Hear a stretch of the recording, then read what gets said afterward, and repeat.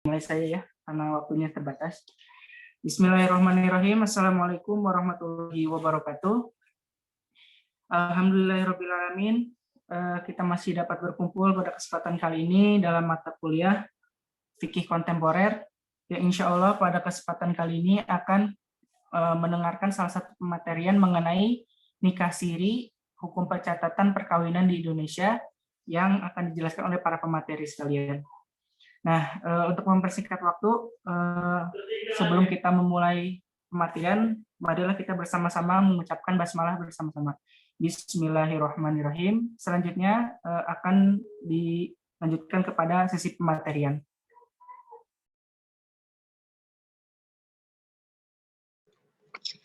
Ya, bismillahirrahmanirrahim. Sekarang kami dari kelompok 5 yang beranggotakan oleh Ahmad Taqiyuddin, Anissa Puspita, Aziz Guru, Maitza Rifani, Satria Pradana, dan Windia Sirobiato akan membahas tentang nikah siri, hukum pencatatan perkawinan di Indonesia.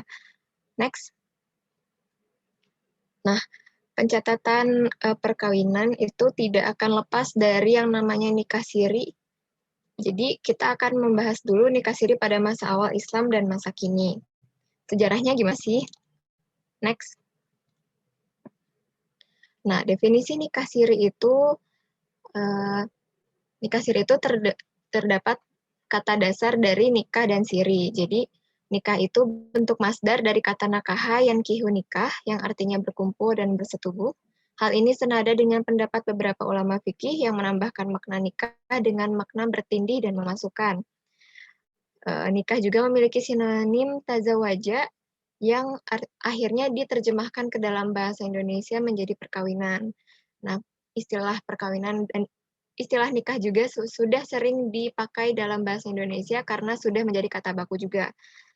Nah, secara istilah berarti perjanjian antara laki-laki dan perempuan untuk bersuami istri dengan resmi. Ini tuh istilah menurut Kamus Besar Bahasa Indonesia. Lalu review sedikit ya, jadi nikah itu ya dalam pembahasan ini dimaksud dengan ikatan atau akad perkawinan.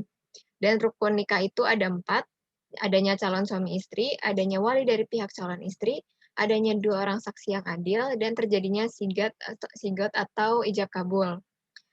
Jadi kalau misalnya rukun nikah tidak ada, maka nikahnya tidak akan sah. Sedangkan ada juga sunnah nikah, yaitu khutbah nikah dan pengumuman pernikahan melalui perayaan atau walimah. Lalu definisi siri, kata siri itu merupakan kata yang berasal dari kata dasar sirun, yang artinya rahasia, sesuatu yang disembunyikan, tersembunyi, rahasia, dan pelan-pelan. Next.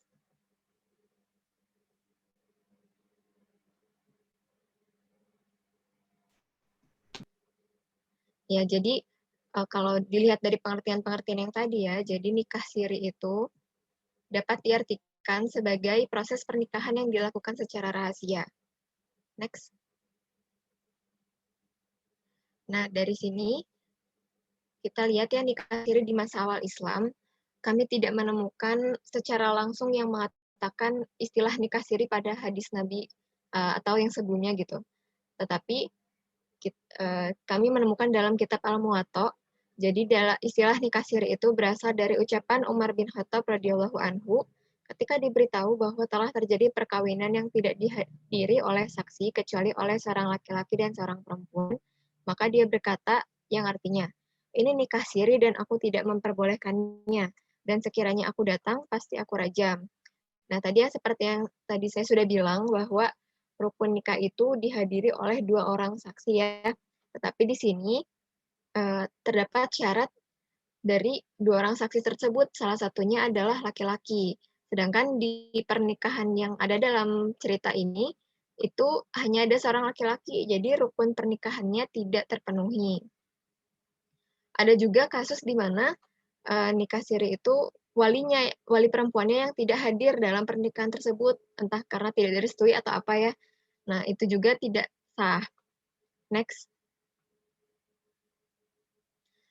Nah, tadi juga setelah kita lihat ya penjelasan dari istilah nikah siri itu kan tadi pernikahan yang secara rahasia atau tidak terang-terangan ya. Nah, berarti nikah siri juga mempunyai arti lain. Bisa juga diartikan sebagai pernikahan yang dihadiri oleh wali dan 2 orang saksi. Jadi rukun-rukunnya sudah lengkap, tetapi saksi-saksi tersebut tidak boleh mengumumkan perihal pernikahan tersebut ke halayak ramai.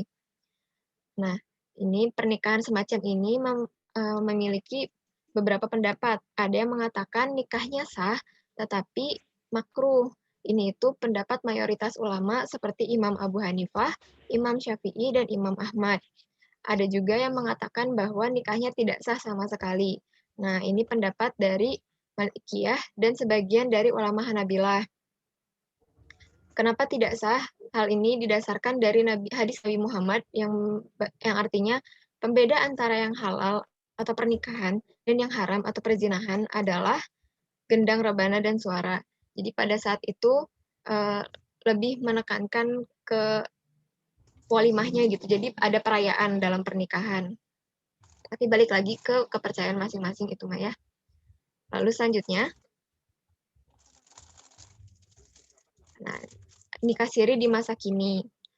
Setelah berkembang masyarakat Islam, istilah nikah siri itu mengalami pergeseran arti.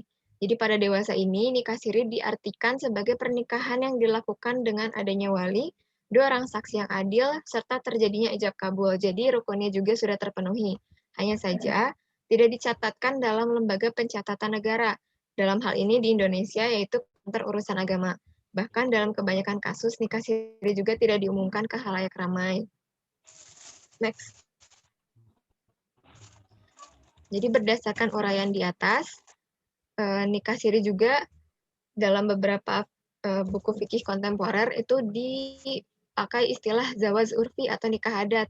Karena seperti adat masyarakat muslim sejak masa Nabi Muhammad, di mana mereka tidak perlu mencatat akad pernikahan mereka dan tidak ada permasalahan gitu waktu itu mah. Soalnya memang pada saat zaman Nabi Muhammad itu lebih kuat lisannya gitu. Jadi waktu itu tulisan belum terlalu digalakan. Jadi memang harus ada walimah, makanya harus ada saksi dan orang banyak agar pernikahan itu diketahui oleh orang banyak juga. Next. Nah, jadi kita lihat ya bahwa nikah siri ini kita dapat lihat nikah siri dari 2 sudut pandang, yaitu sudut pandang agama, di mana nikah siri itu dianggap sah karena rukun-rukunnya sudah terpenuhi, namun dalam kacamata hukum, terlebih hukum positif di Indonesia, nikah siri itu dianggap tidak ada ya, tidak sah. Bukan tidak sah sih, tetapi tidak diakui. Kenapa? Ini bakal dibahas di analisis ya. Ada juga dampak-dampak nikah siri terhadap keluarga yang nikah siri. Itu juga akan dibahas di analisis. Jadi kesimpulannya itu tidak ada perbedaan yang menonjol antara pernikahan syar'i dan pernikahan siri. Pernikahan syar'i di sini maksudnya itu pernikahan yang sah dalam kacamata agama dan kacamata hukum positif ya. Jadi perbedaannya itu hanyalah antara resmi dan tidak resmi. Next. Ya, selanjutnya akan dibahas oleh pemateri yang lain. Bismillahirrahmanirrahim. Selanjutnya sekarang kita masuk ke dalam pembahasan tentang pencatatan perkawinan. Nah, di materi kali ini tuh dibagi ke dalam 2 bagian ya. Jadi yang pertama pencatatan perkawinan pada masa pramodern sampai pada masa modern. Next. Nah, pencatatan perkawinan pada masa pramodern atau sebelum modern itu batasannya apa sampai ke zaman modern? Batasannya itu ada pada saat peluncuran Undang-Undang Nomor 1 Tahun 1974 tentang perkawinan gitu. Jadi segala sesuatu pencatatan perkawinan sebelum tahun 1974 itu dianggap pramodern. Nah, di sini pencatatan perkawinan pada masa pramodern itu dibagi ke dalam 3 periode lagi. Yang pertama tuh ada zaman prakolonial, yaitu artinya zaman sebelum kedatangan para penjajah, baik dari Belanda ataupun Jepang. Kemudian ada zaman kolonial, yaitu pada saat penjajahan dari Belanda dan Jepang. Kemudian ada zaman pasca kolonial, yaitu berarti dari tahun 1945 sampai 1974 gitu ya. Next. Nah, di zaman prakolonial ini, perkawinan dilakukan itu berdasarkan pada dua stigma. Yang pertama itu hukum adat, yang kedua itu hukum agama ataupun kepercayaan masing-masing individu pada saat itu gitu. Nah, kalau hukum adat di sini itu kembali ke daerahnya masing-masing. Kalau misalnya kita tahu di suku Minang misalnya, kan ada lamaran itu bukan dari laki-laki tetapi dari perempuan. Kemudian dari suku Sasak yang namanya itu kawin culik. Kemudian ada lagi upacara keadatan di Minahasa berupa upacara bunga putih yang sebelum menikah tuh si pengantinnya tuh harus mandi bunga yang banyak bunga putih gitu. Kemudian ada lagi keadatan yang contohnya tuh di Lampung yang namanya ngurukeun maje, atau dalam pernikahan adat Lampung itu calon pengantin perempuan akan menaiki kereta kuda yang bernama rapo lalu menuju rumah mempelai laki-laki. Lalu pengantin pria akan memegang tombak dan berjalan bersama sang calon istri di belakangnya. Nah, itu kan keadatan-keadatan. Nah, kalau misalnya di keagamaan atau kepercayaannya itu karena masih zaman dulu Islam pun belum begitu berkembang, maka yang dipakainya tuh keadatan-keadatan kayak animisme, dinamisme gitu. Jadi tidak terlalu banyak hal-hal administratif. Makanya pencatatan perkawinan di zaman prakolonial ini itu dia hanya dilakukan itu secara kekeluargaan tanpa adanya bukti administratif pada penguasa pada saat itu, baik itu kerajaan ataupun semisalnya gitu. Next. Kemudian di zaman kolonial, perkawinan itu dilakukan berdasarkan tentunya masih pada hukum adat, hukum agama atau kepercayaan masing-masing, dan juga ada tambahannya itu intervensi dari hukum Belanda ataupun dari penjajah itu sendiri. Nah, di zaman kolonial ini itu pencatatan hukum itu sudah mulai diadministrasi oleh ketua adat ataupun pemuka agama masing-masing yang tentunya sebagai utusan daripada VOC gitu. Teman-teman pasti masih ingat ya VOC. Nah, di masa penjajahan Belanda itu, hukum perkawinan yang berlaku adalah Compendium Freyer, yaitu kitab hukum yang berisi aturan-aturan hukum perkawinan dan hukum waris menurut Islam yang ditetapkan pada 25 Mei 1760 Masehi. Yang dipakai pada saat itu penggagasnya VOC. Jadi VOC di sini dia pro dengan hukum adat, dia pro dengan hukum agama, tetapi inti dari peraturan itu ada dua. Yang pertama, norma hukum itu harus diterima terlebih dahulu oleh adat kebiasaan dan juga kepercayaan atau agama. Nah, yang kedua itu, kalaupun sudah diterima oleh hukum adat dan agama,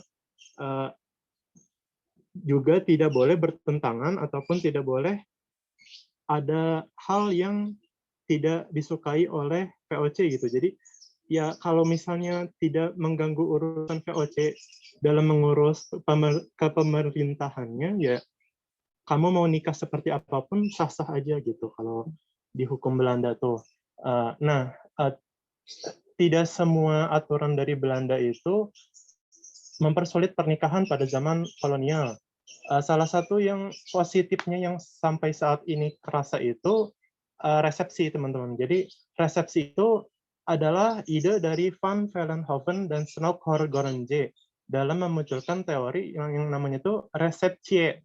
Reseptie itu kalau zaman sekarang namanya resepsi gitu. Jadi kita harus berterima kasih juga kepada Belanda karena aturannya itu setiap pernikahan itu harus ada resepsi gitu. Itu positifnya ya. Negatifnya juga banyak. Next. Ini adalah pencatatan perkawinan pasca kolonial dari tahun 1945 pasca Indonesia merdeka sampai tahun 1974. Perkawinan dilakukan berdasarkan kembali kepada hukum adat dan hukum agama atau kepercayaan masing-masing. Jadi dihapuskannya hukum dari Belanda atau VOC gitu. Setelah Indonesia merdeka, terdapat beberapa peraturan perkawinan Islam.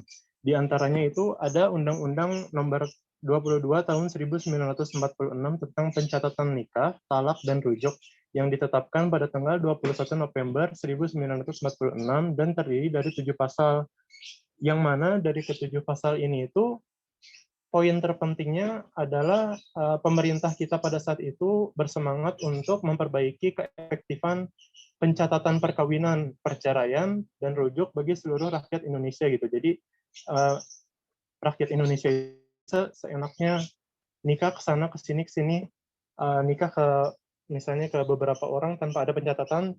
Nah, tujuan dari pemerintah pada saat itu membuat undang-undang ini tuh untuk agar minimalnya tuh ada bukti pernikahan, meskipun pada saat itu belum ada buku nikah, karena pada saat itu masih menggunakan namanya surat petikan buku pendaftaran nikah atau sertifikat nikah gitu. Jadi kalau misalnya teman-teman nikah pada saat itu, teman-teman dikasih sertifikat. Ya, next.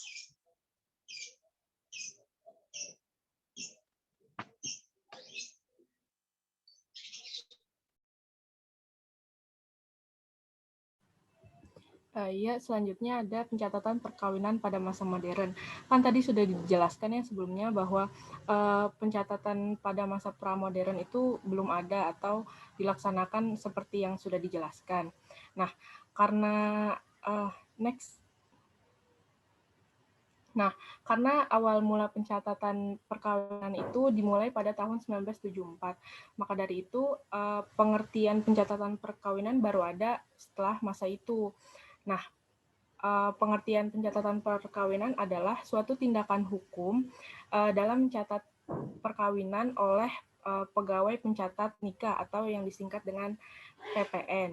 Nah, pencatatan perkawinan ini juga merupakan salah satu prinsip dari perwakilan nasional yang bersumber pada Undang-Undang Nomor 1 Tahun 1974 kan. Lalu adanya Undang-Undang Nomor 1 Tahun 1974 ini bertujuan sebagai pendataan administratif perkawinan dalam rangka menciptakan ketertiban hukum. Lalu bersamaan dengan keluarnya undang-undang tersebut, ada juga peraturan pelaksanaannya, yaitu Peraturan Pemerintah Nomor 9 Tahun 1975 tentang pelaksanaan Undang-Undang Nomor 1 Tahun 1974 tentang perkawinan. Next.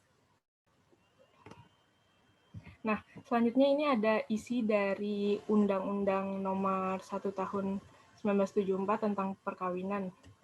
Isinya itu pada pasal 2 ayat 1, yaitu perkawinan adalah sah apabila dilakukan menurut hukum masing-masing agama dan kepercayaan itu, dan tiap-tiap perkawinan dicatat menurut peraturan perundang-undangan yang berlaku.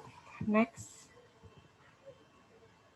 Nah, dari dari isi Undang-Undang Nomor 1 Tahun 1974 pasal 2 di ayat 1 dan 2 ini terdapat dua perbedaan gitu, perbedaan pemikiran di kalangan di kalangan ilmuwan kalau nggak salah. Iya benar. Nah, pendapat pertama itu cenderung memisahkan ayat 1 dan ayat 2 pada pasal 2 bahwa perkawinan itu sah jika dilakukan sesuai dengan kepercayaan masing-masing agama. Sedangkan pendaftaran di sini maksudnya pendaftaran pencatatan pernikahan hanya bersifat administratif saja.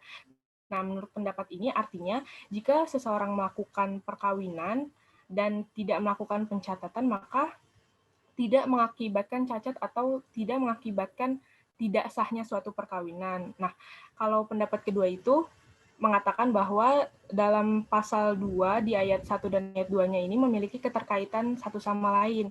Karena dalam hal ini dikatakan bahwa pernikahan itu melahirkan hukum dan untuk itu perlu dilakukan pencatatan demi terwujudnya kepastian hukum.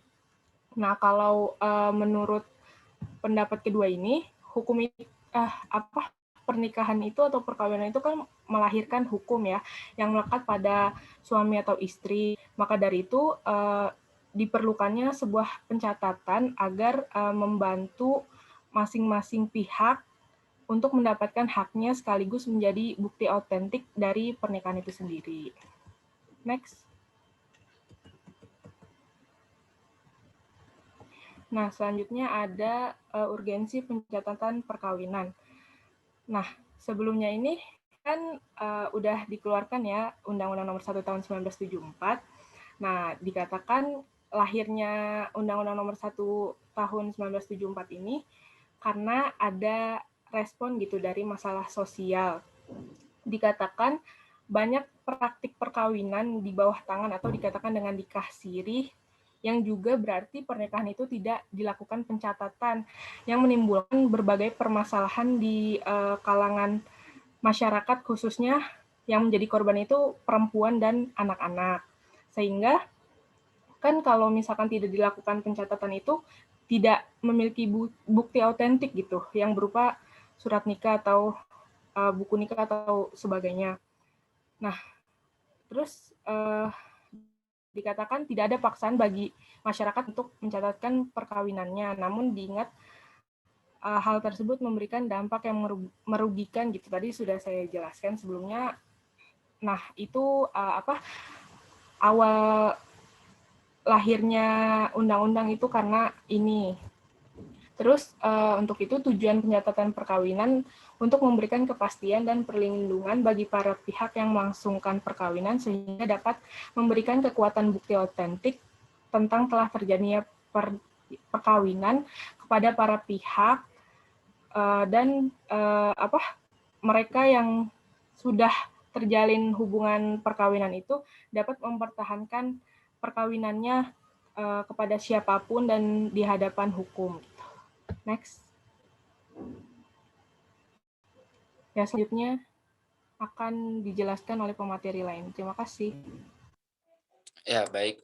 Untuk selanjutnya itu mengenai analisis pencatat pernikahannya. Langsung di next aja. Nah, analisis istihsan bil al-maslahah. Jadi melalui istihsan, pencatatan nikah itu dipandang wajib ya, karena tidak memiliki kebaikan yang dihindari dampak-dampak negatif yang terjadi. Seperti seorang istri itu bukan barang dagangan yang bisa mudah berpindah tangan, maupun juga barang sewaan yang bisa diambil manfaatnya. Seorang suami dan juga istri yang dihalalkan dalam adanya suatu ikatan batin yang suci untuk sepakat rela hidup bersama membina rumah tangga. Karena adanya akad, kehidupan rumah tangga tidak dijadikan sebagai uji coba, bahan permainan ataupun ikatan untuk sementara waktu saja. Sebuah pernikahan dilahirkan tanggung jawab lahiriah dan juga batiniah. Dari tanggung jawab tersebut, suami memiliki hak kewajiban terhadap istri, begitu juga sebaliknya. Dan untuk analisisnya itu, suami istri juga dapat membuktikan pernikahannya melalui akte nikah seperti kartu keluarga dan lainnya. Lalu pencatatan nikah melindungi hak suami istri yang menyangkut akibat dari pernikahan, seperti hubungan suami dengan istri, lalu hubungan orang tua dan juga anak, harta kekayaan, dan juga warisan.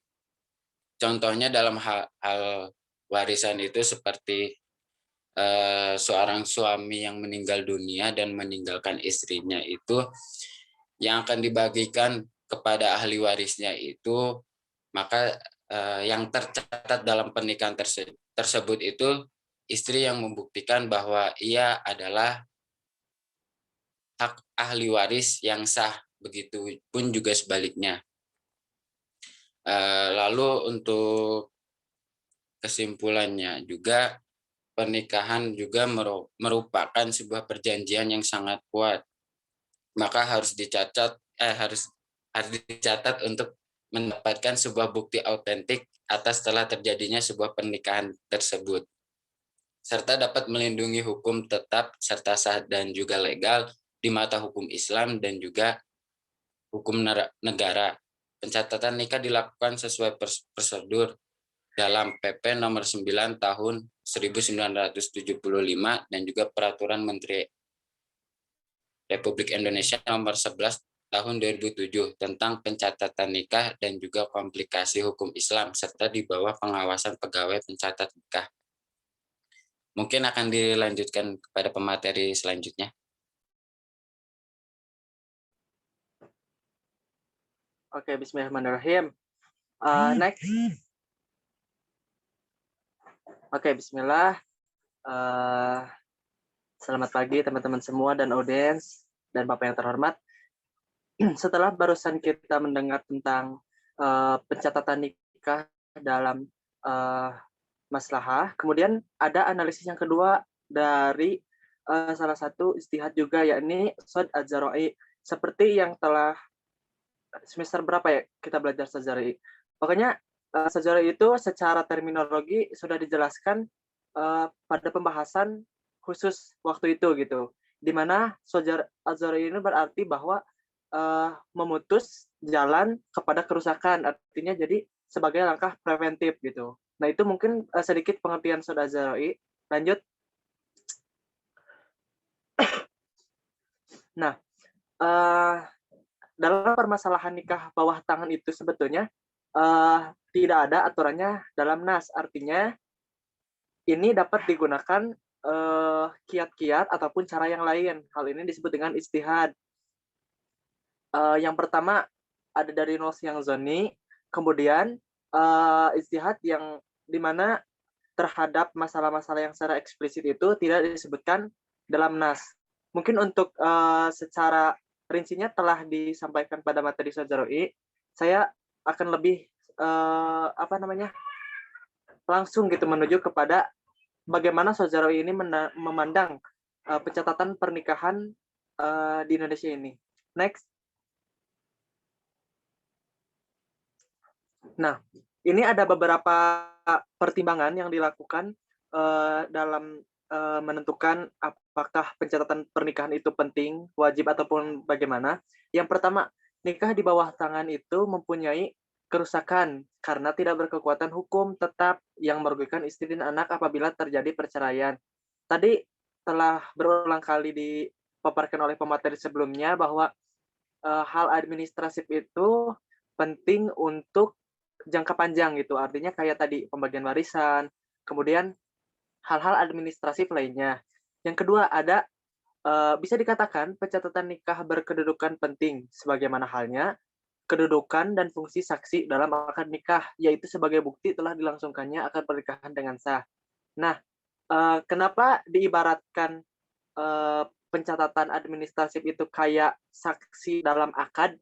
Karena jika tidak ada bukti sahnya pernikahan secara tertulis zaman sekarang, itu nanti akan timbul banyak kemudaratan. Jangankan ini tidak hanya berlaku untuk hal pernikahan gitu, bahkan untuk hal yang lain pun seperti tanah warisan dan lainnya itu jika tidak ada secara legal atau tertulis itu akan menjadi permasalahan yang rumit gitu. Maka dari itu ini menjadi pertimbangan besar kenapa Sadzara'i memandang pernikahan di bawah tangan itu agak riskan untuk dilakukan. Next. Nah, dari beberapa pertimbangan tadi yang dapat kami simpulkan sebagai pemateri bahwa perbuatan nikah di bawah tangan itu dilarang dengan melihat pada kemafsadatan yang ditimbulkan dan melakukan pencatatan nikah adalah wajib karena mempunyai maslahah yang besar. Nah, jika dilihat dari definisi Sadzara'i tadi bahwa memutus jalan kemafsadatan atau kerusakan, maka menurut pemateri mencatat atau pencatatan pernikahan secara administratif itu hukumnya wajib karena mencegah kemudaratan yang akan timbul nantinya gitu. Siapa saja yang melangsungkan perkawinan hanya berdasarkan pada syarat dan rukun yang ada dalam fikih klasik atau sebagai salah satu bentuk pemahaman dari syariat tanpa tanpa mau mencatatkan perkawinannya, maka boleh saja dipandang sah secara syariat tekstual. Namun menurut Sadzara'i itu melanggar kemaslahatan umum yang pada dasarnya kemaslahatan umum itu adalah maksud dari diadakannya syariat itu sendiri itu. Seperti itu. Jadi kesimpulannya wajib melakukan pencatatan pernikahan menurut Sadzara'i. Seperti itu. Selanjutnya dari pemateri yang lain.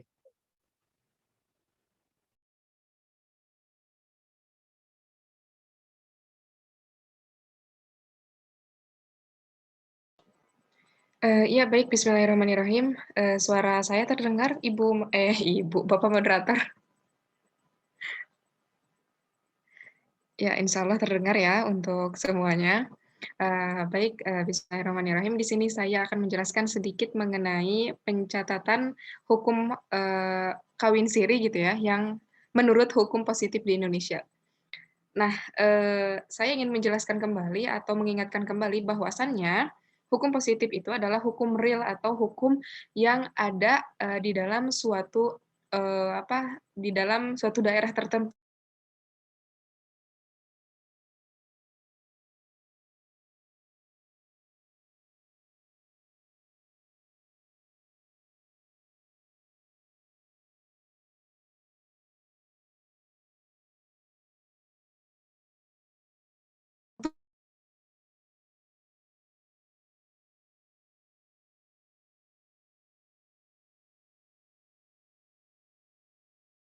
Selanjutnya akan diatur dalam peraturan. Cek, ada nggak suaranya? Ada tapi tadi hilang. Yang mana yang hilang? Oh, yang oke. Kembali aja ke materi. Ya, saya kembali menjelaskan kembali ya.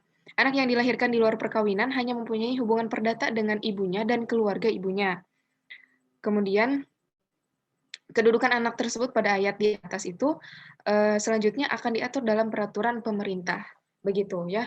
Jadi kawin siri ini gitu ya, tidak ada di dalam pencatatan, astagfirullah. Tidak ada di dalam pencatatan hukum yang ada di Indonesia gitu. Jadi hanya ada dalam agama saja gitu. Tetapi ketika misalnya seseorang ini sudah melakukan kawin siri gitu, dua orang ini sudah melakukan kawin siri, kemudian dia memiliki anak, maka anaknya itu akan istilahnya itu memiliki hubungan hanya dengan ibunya saja gitu dan keluarga ibunya, tidak dengan keluarga ayahnya karena ya nanti selanjutnya akan dijelaskan gitu ya. Kemudian di next. Nah, pada proses perkawinannya tidak dicatatkan dalam daftar catatan perkawinan di kantor pencatatan perkawinan dan tidak memiliki surat atau akte nikah yang dikeluarkan oleh pemerintah. Ya, jadi ini ada beberapa kerugian gitu ya ketika orang yang melakukan kawin siri itu yang pertama mereka tidak akan memiliki akta nikah yang dikeluarkan oleh pemerintah. Kemudian yang kedua, pihak yang paling dirugikan dalam perkawinan siri adalah perempuan. Kenapa perempuan? Karena seringkali gitu ya, hak-hak perempuan pada perkawinan siri terabaikan dan tidak mendapatkan jaminan. Karena rumah tangga yang dibangun dengan perkawinan siri itu sendiri tidak mendapatkan perlindungan hukum. Terlebih apabila keluarga dari perkawinan siri itu telah mendapatkan keturunan atau anak. Dan dampak negatifnya tidak hanya kepada perempuan, tetapi berujung pada anak juga gitu ya.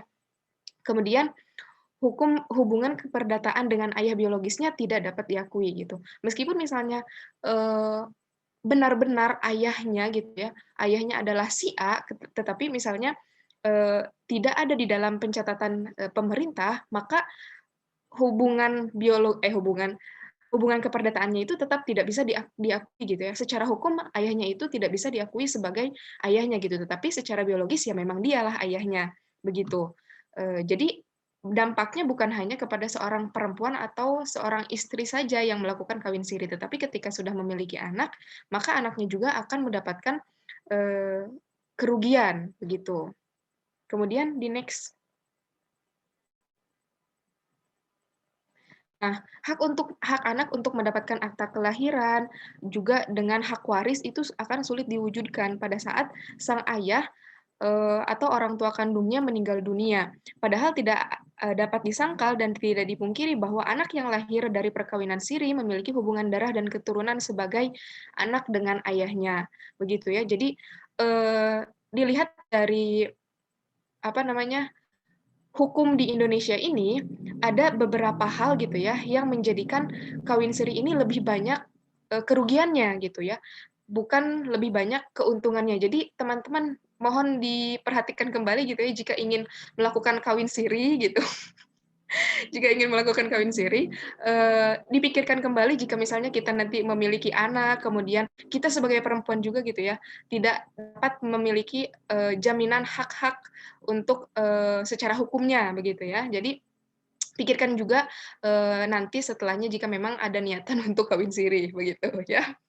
Nah, secara hukum memang tidak dapat diakui bahwa ayahnya itu yang pertama ya, ayahnya tidak dapat diakui secara hukum, kemudian anak tidak akan mendapatkan akta kelahiran, kemudian nanti gitu ya, ketika misalnya masuk sekolah dasar atau sekolah formal, yang ditanyakan kan salah satunya adalah akta kelahiran. Karena dia anak tersebut tidak memiliki akta kelahiran gitu ya, maka itu akan mempersulit pendidikan anak juga gitu. Jadi banyak sekali gitu ya, ketika kita melakukan kawin siri, kerugiannya itu akan merembet kepada sang anak begitu. Kemudian selanjutnya next. Nah, pada pasal 2 ayat 1 Undang-Undang Nomor 1 Tahun 1974, kecuali pada ayat 2 dalam pasal 2, undang-undang tersebut menyebutkan bahwa perkawinan yang sah tersebut harus dicatatkan. Demikian ketentuan pasal ayat 2 ayat 2 Undang-Undang Perkawinan. Kemudian pasal 2 ayat 1 Undang-Undang Perkawinan ini terkait dengan substansi perkawinan yang menentukan sah dan tidak sahnya perkawinan. Sementara pada ayat 2-nya menjelaskan terkait dengan administrasi perkawinan. Jadi pada ayat 1 pasal 2 ini menjelaskan mengenai bagaimana aturan-aturan yang sah ketika melakukan ketika melakukan suatu keputusan untuk menikah begitu ya. Kemudian yang kedua atau pada ayat kedua ini menjelaskan mengenai administrasi atau persyaratan apa saja yang harus dipenuhi ketika akan melakukan pencatatan perkawinan. Kemudian yang merupakan pengakuan dari eksistensi sebuah perkawinan oleh negara. Jadi ketika kita melakukan pencatatan perkawinan sesuai dengan undang-undang, maka kita akan diakui gitu ya oleh negara bahwa kita sudah menikah begitu. Kemudian kondisi seperti ini terus saja terjadi. Perkawinan tidak tercatat sebagaimana yang diketahui dalam pasal 2 dan ayat 2, pasal 2 ayat 2 yang dikatakan sebagai kawin siri dengan segala problematika juga terus saja terjadi pada puncaknya dan muncul ke permukaan dan dengan melibatkan Mahkamah Konstitusi untuk menguji materi hukumnya gitu ya. Jadi banyak sekali gitu kasus yang terjadi ketika seseorang ini melakukan suatu kawin siri gitu ya. Kemudian muncullah ke permukaan sehingga gitu Mahkamah Konstitusi ini melakukan suatu putusan dan putusannya ada di yang slide selanjutnya. Ya, di next. Nah, menurut MK, anak yang dilahirkan di luar perkawinan, jadi maksudnya ini ya, anak yang di luar perkawinan itu bukan anak yang misalnya hamil duluan, tidak ya, tidak seperti itu. Tetapi karena ini disebutkan bahwa anak yang dilahirkan di luar perkawinan itu adalah anak yang berasal dari ibu atau bapak yang tidak mencatatkan pernikahannya di negara ya gitu. Minimal mengandung 2 makna ini menurut MK ya. Yang pertama, anak yang dilahirkan dari pernikahan yang menurut agama namun tidak dicatatkan pada lembaga yang berwenang. Mengingat pemohon yang mengajukan permohonan Judicial Review pada MK berangkat dari pemaknaan nikah siri atau perkawinan tidak tercatat sebagaimana maksud Undang-Undang Perkawinan Nomor 1 Tahun 1974 pada pasal 2 ayat 2 dan pasal 43 ayat 1. Nah, menurut MK, makna dari anak yang dilahirkan di luar perkawinan itu yang pertama adalah anak yang dilahirkan dari perkawinan yang sah menurut agama tetapi tidak tercatat dalam hukum negara gitu ya, dalam pencatatan negara begitu. Kemudian yang kedua menurutnya adalah anak yang lahir tanpa adanya ikatan perkawinan seperti kumpul kebo. Nah, ini jadi seperti kumpul kebo, kemudian perselingkuhan dan sebagainya. Dikarenakan tidak adanya penegasan dan atau penjelasan terkait makna tersebut pada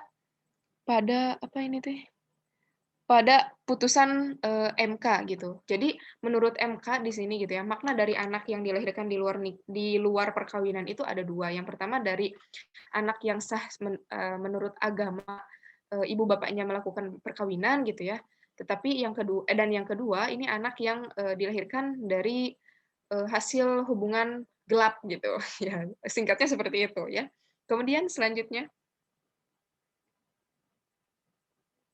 oh iya sudah Nah itu ya, jadi saya akan, sedikit mereview gitu. Kak, sebenarnya gitu ya, menurut hukum positif ini tadi sudah dijelaskan gitu ya oleh beberapa pemateri gitu, tetapi mungkin tidak lebih jelas gitu ya mengenai dampak-dampak yang akan terjadi ketika misalnya, seseorang memutuskan untuk melakukan kawin siri gitu. Nah, di sini saya hanya bukan hanya, menjelaskan mengenai pencatatannya, kemudian, mengenai dampak-dampak yang, akan merembet kepada, sang anak ketika melakukan kawin siri. Ya, mungkin cukup, dari saya.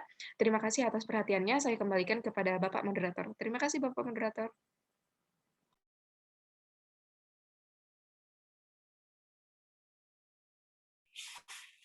Baik, alhamdulillah untuk sesi pematerian sudah selesai.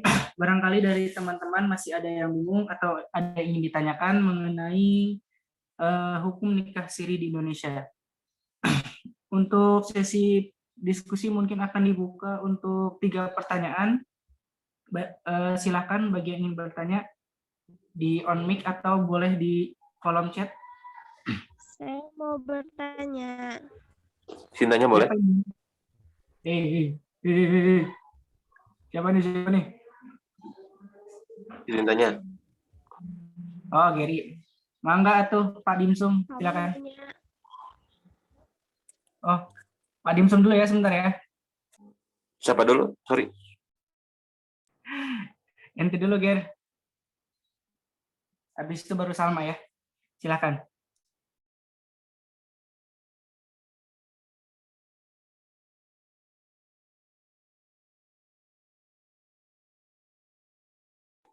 Gary dulu, ya Allah. Ger. Ya, baik. Suara saya jelas nggak? Jelas ya? Izin tanya. Tadi kan dijelaskan urgensi pencatatan pernikahan itu agar adanya bukti otentik pencatatannya. Nah, ketika dalam masa Nabi, apakah ada nggak kayak bukti tersebut gitu? Kenapa zaman sekarang baru diperlukan? Sementara zaman Nabi itu kan bentuknya juga banyak ya. Kenapa zaman sekarang baru diperlukan yang namanya bukti otentik pencatatan pernikahan gitu? Itu yang pertama. Yang kedua, jadi kan nikah siri yang zaman sekarang itu intinya itu nikah secara syar'i, dalam artian itu rukun-rukun nikahnya terpenuhi. Nah, katakan jika ada kasus misalnya seorang laki-laki ingin menikahi seorang perempuan misalnya gitu ya, perempuan ini teman dari keluarga Nasrani misalnya, ataupun dari keluarga yang non muslim, tapi dia ingin pindah agama masuk Islam, tapi orang tuanya tidak memperbolehkan dia gitu. Tes.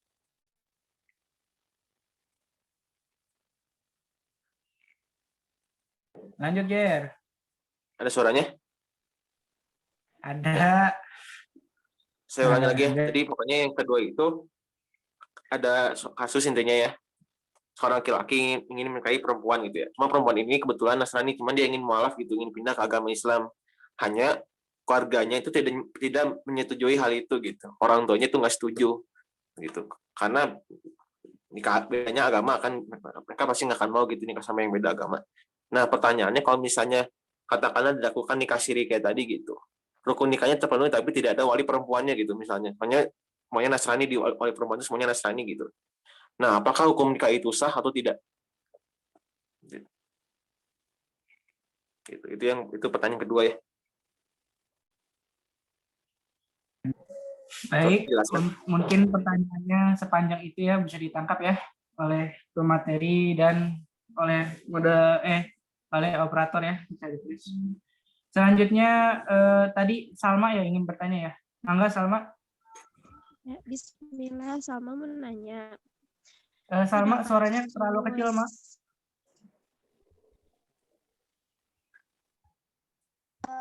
Menanya, ada kasus pernikahan suami istri tapi udah cerai dari sebelumnya. Punten. Tapi tidak punya. Putus-putus Sal.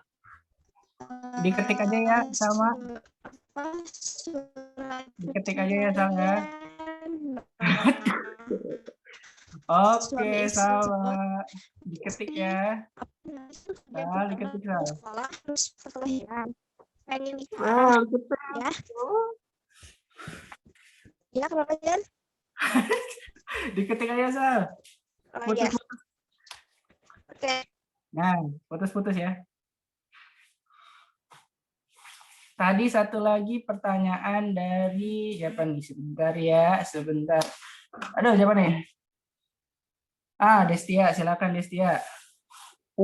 Jelas nggak? Bismillah. Jelas. Bismillah, mangga. Jadi ada sebuah kasus ya di kampung sih, itu di desa. Jadi ada seorang istri yang emang rumah tangganya tuh udah retak gitu ya, sehingga si istri ini tuh mengajukan cerai, tapi si cerainya itu belum di ACC atau belum disetujui oleh KUA setempat. Tapi di sisi lain si istri ini tuh nikah siri sama orang lain gitu. Nah, apakah hukum nikah sirinya sah atau bagaimana? Sedangkan si aktanya itu kan akta cerai atau keputusan cerainya itu belum di ACC ya sama si KUA setempat. Apakah nikahnya tuh termasuk zina atau sah gitu? Sedangkan kan kalau perempuan nggak boleh poliandri gitu kan, beda sama laki-laki gitu. Atau nuhun. Ya, itu pertanyaan dari Bu Agung ya, jelas ya. Mangga, pemateri silakan berdiskusi beberapa menit ya. Mangga. Sampai ini aja, sampai 11.17 ya.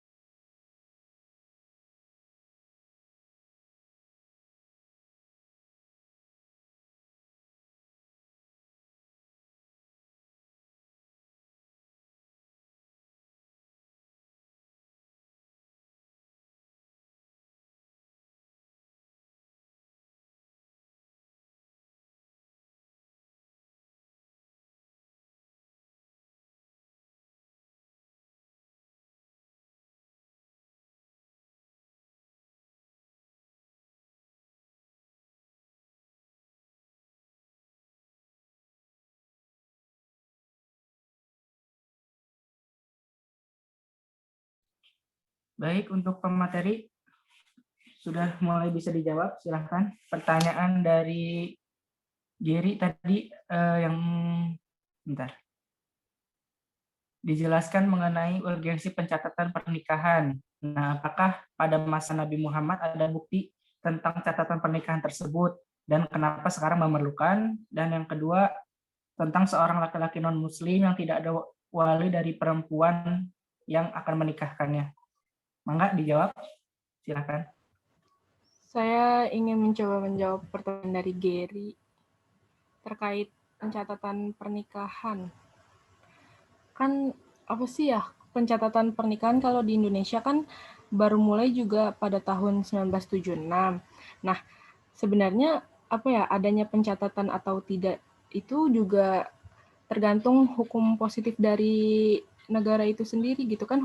Hukum positif itu apa ya, hukum di mana diberlakukan di suatu negara atau daerah tertentu gitu ya. Berarti kalau misalkan pada masa Nabi Muhammad tuh ya hukum itunya tidak berlaku gitu, tidak ada. Nah, mungkin kalau dulu bukti otentiknya itu hanya sekedar ya memenuhi rukun gitu sesuai apa yang telah ada, dan mungkin bukti otentiknya berupa pernyataan sah dan dilihat oleh banyak orang gitu kalau menurut saya. Dan kalau kenapa sekarang memerlukan itu ya? Karena tadi karena kalau misalkan di Indonesia sendiri ya bisa menimbulkan banyak kerugian gitu bagi perempuan atau anak-anak, apalagi kalau misalkan yang suka kayak dibohongin gitu loh. Jadi nikah siri, nanti pas udah itu ditinggal gitu kan banyak gitu kan. Nah, makanya harus ada bukti otentik tuh kalau di zaman sekarang ya emang butuh gitu biar enggak gampang dibohongin gitu sih kawan saya. Terima kasih.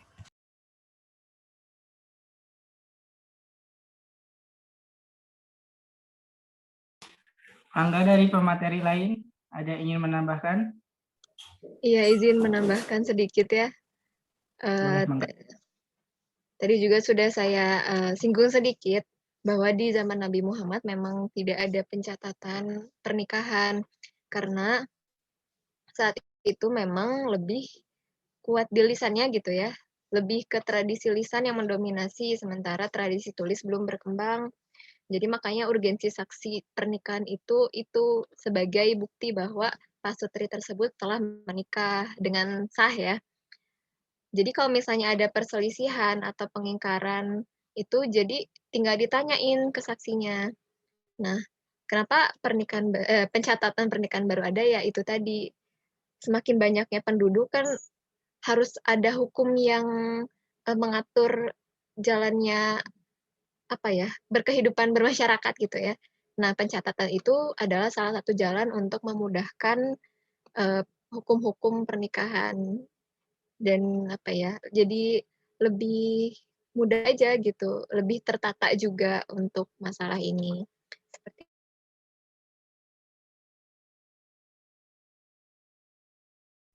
Mangga, masih ada tambahan lain?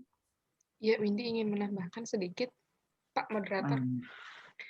Untuk pertanyaan yang Gary itu kan bukti otentik yang mungkin sudah dijelaskan gitu ya oleh Teh Maisa dengan Teh Nisa gitu.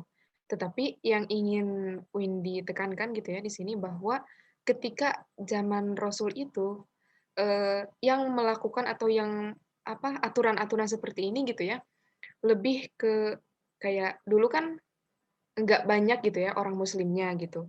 Terus ketika misalnya Rasul mengatakan bahwa pernikahan itu harus seperti ini ya maka mereka melakukan seadanya gitu. Terlebih gitu ya mungkin bisa dihitung jari gitu ya orang muslim pada waktu itu. Tetapi berbeda dengan sekarang. Ketika misalnya satu negara kebanyakan orang muslim dan pencatatannya juga harus ada gitu. Bukan karena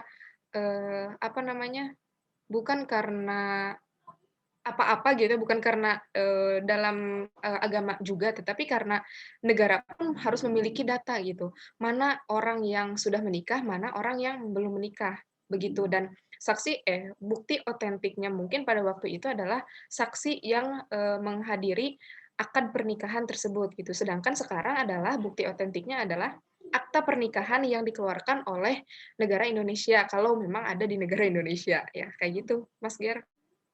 Terima kasih.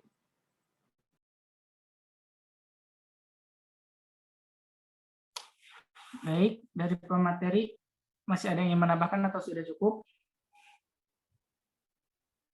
Sudah ya, sepertinya sudah cukup. Untuk dari sendiri ada yang ingin menambahkan dari pertanyaan Gary? Ini nomor 2-nya belum dijawab ya? Yang tentang laki-laki non-muslim tidak ada wali perempuan belum terjawab ya? Ya udah saya mau coba jawab ya. Jadi ceritanya itu ada seorang laki-laki muslim ingin menikahi seorang wanita. Wanita ini mualaf ya, jadi keluarganya non-muslim. Nah, jadi waktu menikah itu tidak ada wali. Nah, wali dalam rukun nikah pun ada syaratnya ya. Syaratnya salah satunya adalah beragama Islam. Jadi meskipun ayahnya yang non-muslim ini merestui dan menjadi wali, tetap saja nikahnya tidak sah. Karena Karena ya syarat dari walinya tidak terpenuhi. Nah, sedangkan ada ada urutan untuk wali nikah perempuan. Yang pertama ayah kandung, kakek dari pihak ayah dan seterusnya ke atas, saudara laki kandung saya dan seibu, saudara laki saya, anak laki-laki saudara laki-laki kandung, anak laki-laki saudara laki-laki seayah, paman atau saudara ayah kandung, paman saudara seayah, dan terus ya. Nah, kalau misalnya memang dari keluarga perempuan ini tidak ada yang muslim gitu, jadi alternatifnya adalah wali hakim. Seperti itu, Ger. Untuk wali ya, untuk untuk sah atau tidaknya itu berarti harus digantikan oleh wali hakim. Sekian dari saya.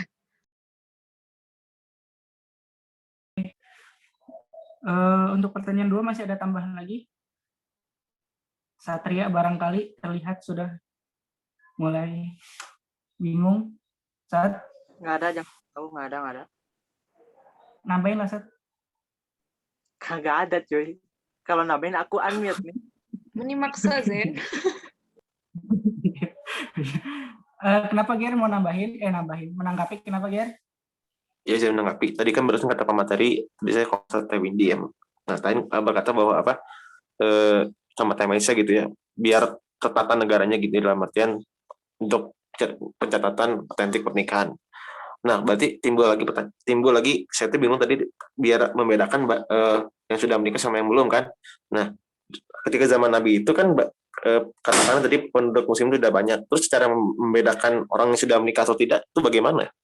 Sementara tadi kan juga ada yang nikahnya diam-diam ya, nikah siri, kan tadi dijelaskan juga. Terus itu cara ngebedainnya gimana gitu? Apakah orang ini sudah menikah atau belum, caranya gimana? Apakah orang ini sudah punya istri suami atau belum tuh, caranya gimana gitu?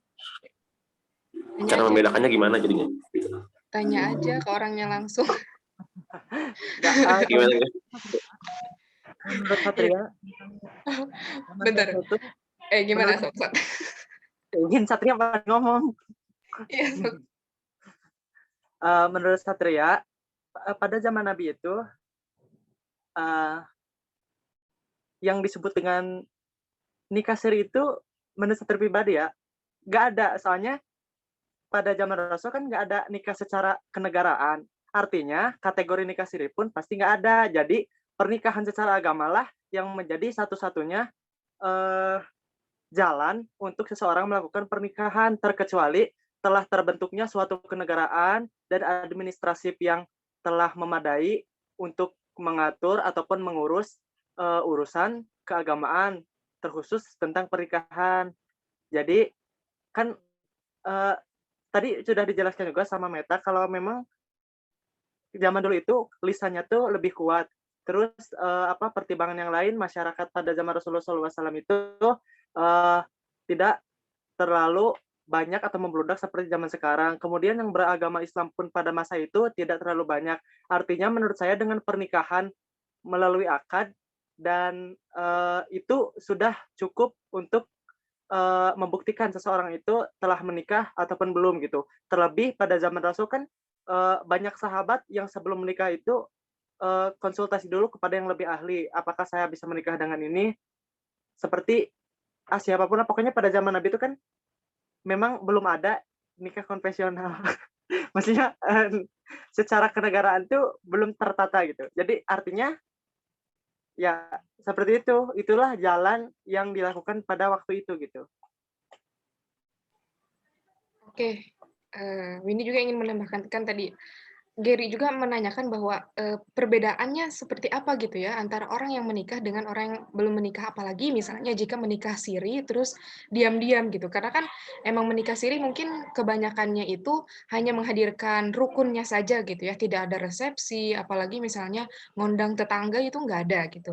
Nah, yang harus kita ketahui gitu ya, berarti kan ketika menikah siri juga harus adanya saksi, harus adanya wali, kemudian harus adanya orang yang menikahkan atau ustadz setempat gitu. Jadi tidak semerta-merta misalnya orang itu sembunyi-sembunyi nikah kayak gitu, enggak gitu. Karena pasti di tempat tersebut gitu ya, di kampung tersebut gitu.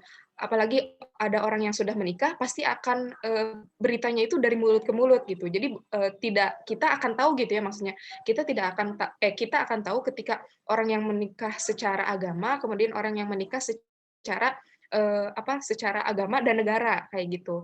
Jadi meskipun diam-diam gitu ya, pasti akan terdengar sedikit rumor-rumor tentang dia kayak gitu. Apakah dia menikah siri atau ya sekedar kumpul kebo misalnya kayak gitu. Nah, begitu Mas Ger. Jadi kalau malu bertanya langsung kepada orangnya gitu, nggak apa-apa, dengerin aja rumor. Ya gitu. Terima kasih. You know,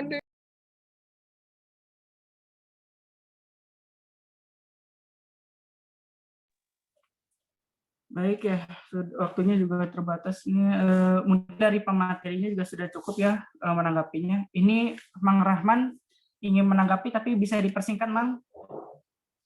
Bisa. Nah, Mang ya dipersingkat ya. Oke. Gini, Ger. Kan Geri mau tahu ya, dia itu udah nikah apa belum? Kan misalkan, aduh, bentar. Dian, langsung aja, Dian. Gangguan HP-nya, Dian. Nggak jadi. Tadi, udah berhasil lagi. Jadi gini, Ger. Karena tadi menanggapinya, gimana kita tahunya kalau misalkan nggak ada pencatatan kalau dia udah nikah atau belum pas zaman Nabi.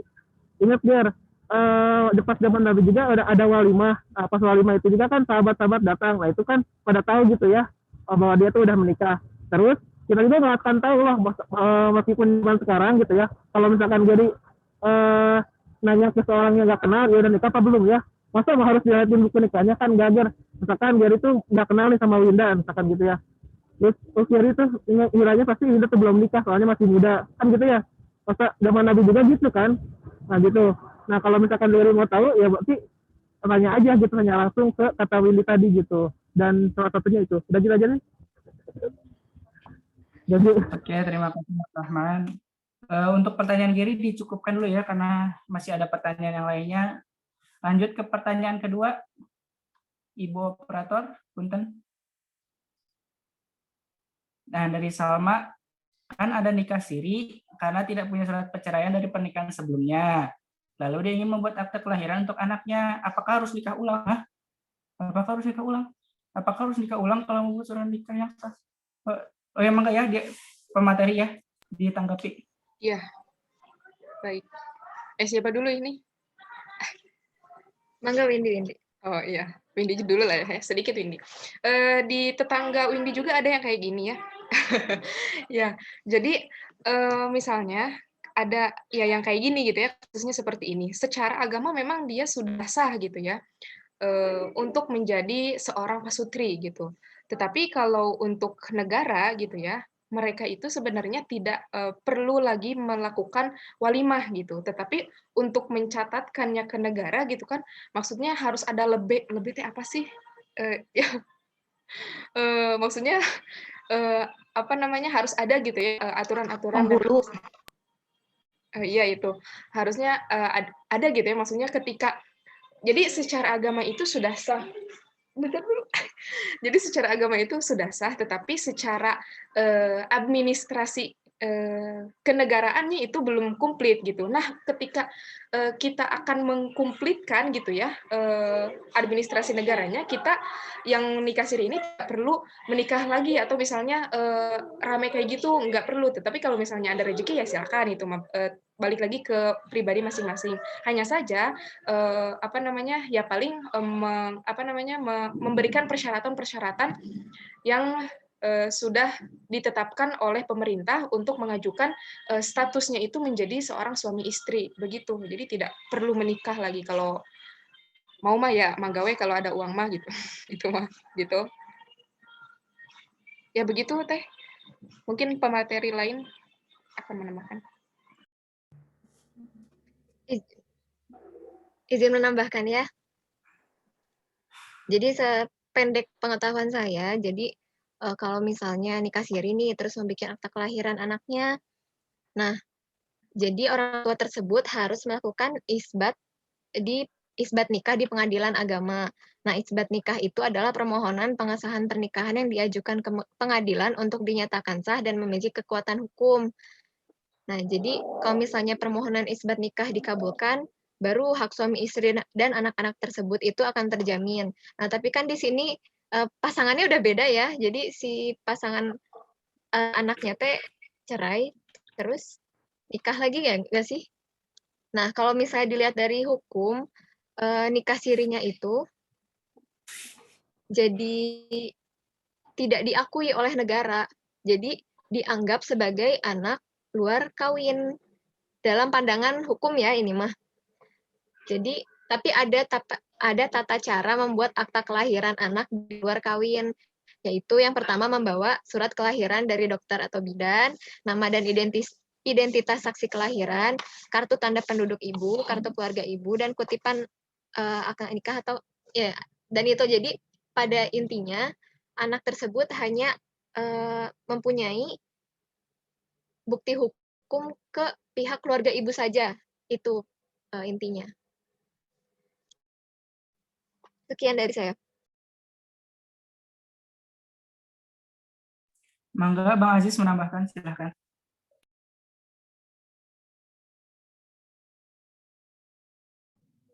Saya kira udah cukup, Zan.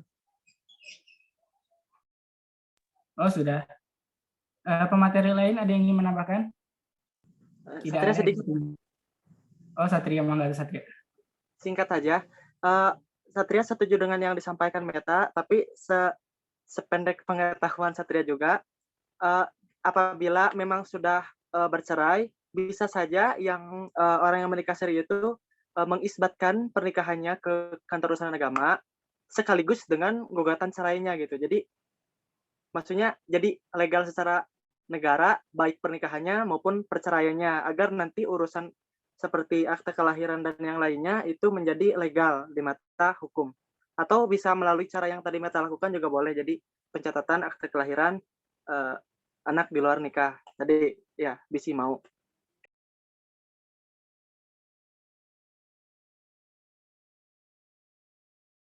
Baik, mungkin dari pemateri juga sudah cukup. Waktunya dulu. Mungkin pertanyaan sama dicukupkan saja ya, karena masih ada pertanyaan terakhir dari Destia tentang istri yang mengajukan cerai tapi belum di ACC oleh KUA. Di sisi lain istri ini nikah siri, apa hukumnya sah? Sedangkan aktanya belum di ACC. Mangga, pemateri.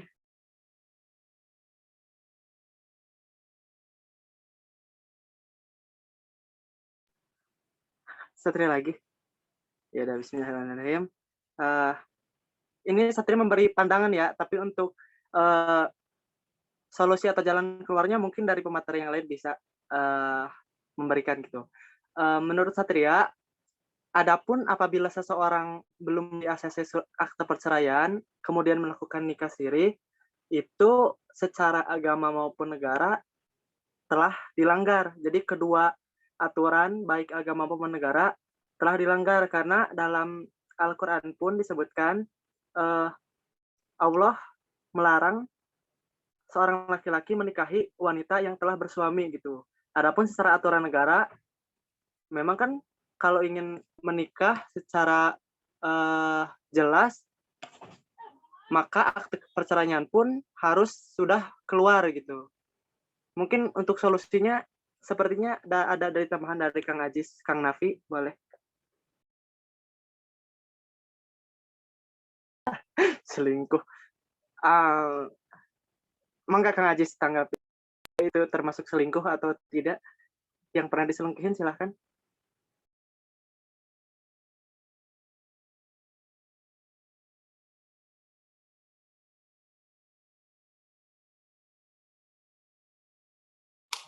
Gimana pemateri, sudah cukup atau masih ada lagi?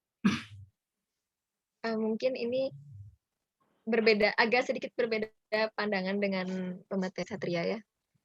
Kalau yang saya baca itu, misalnya nih pasangan suami istri, suaminya mentalak istrinya gitu kan, ya secara agama sudah tidak bisa jadi suami istri kalau begitu kan. Dan istri pun harus melakukan masa idahnya sebelum menikah lagi dengan orang lain. Nah, tapi surat cerainya ini belum di ACC sama KUA. Ini gimana? Nah, ini dia kendala dalam melaksanakan pencatatan perkawinan. Nah, banyak kasus-kasus di mana pencatatan perkawinan itu disalahgunakan ya. Jadi udah cerai tapi akta nikahnya masih ada nih. Malah jadi apa ya? Malah kadang ada pasangan suami istri yang udah cerai tapi masih melakukan maaf ya bersetubuh gitu karena masih punya akta nikah gitu ya. Nah, ini salah satu kendala dalam pencatatan pernikahan. Jadi ya balik lagi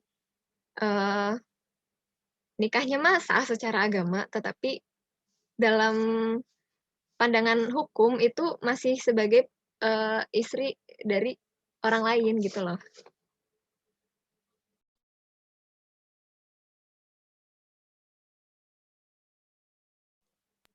Baik, mungkin dari sesi dari pemateri juga sudah cukup ya, karena waktunya juga sudah habis. Dicukupkan untuk ketiga pertanyaan yang nanti selanjutnya akan dijelaskan lebih lengkapnya oleh Bapak Dr. Wawan Hermawan. Sesi diskusi saya akhiri sekaligus untuk mengakhiri sesi pematerian dan sesi presentasi. Terima kasih kepada para pemateri, juga para peserta yang telah ikut berdiskusi pada kesempatan kali ini. Saya moderator undur diri. Mangga, silakan. Saya moderator undur diri. Terima kasih. Wassalamualaikum warahmatullahi wabarakatuh. Mangga, Pak Wawan, silakan.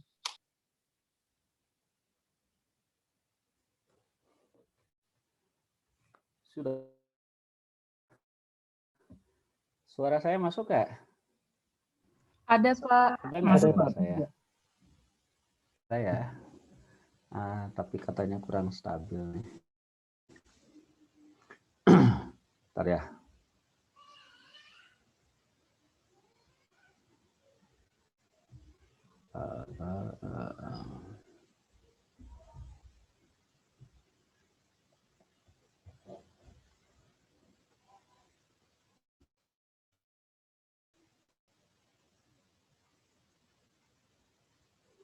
Oh, tadi berarti saya salah kirim nih.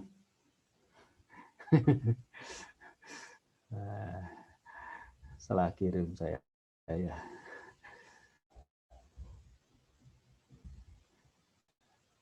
Mau kirim ke kelas sebelah, tapi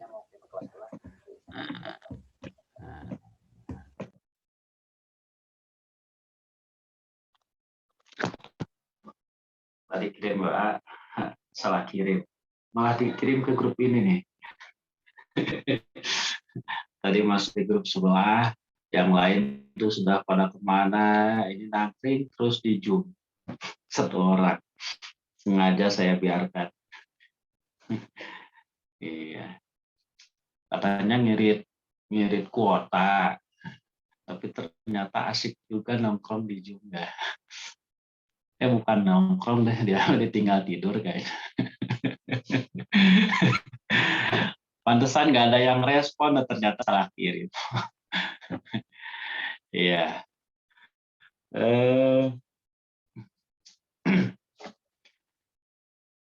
Masih nyimak semua nih, jangan-jangan ada yang tidur lagi. Nabila ada? Nabila. Tuh kan nggak ada. Iya. Ada.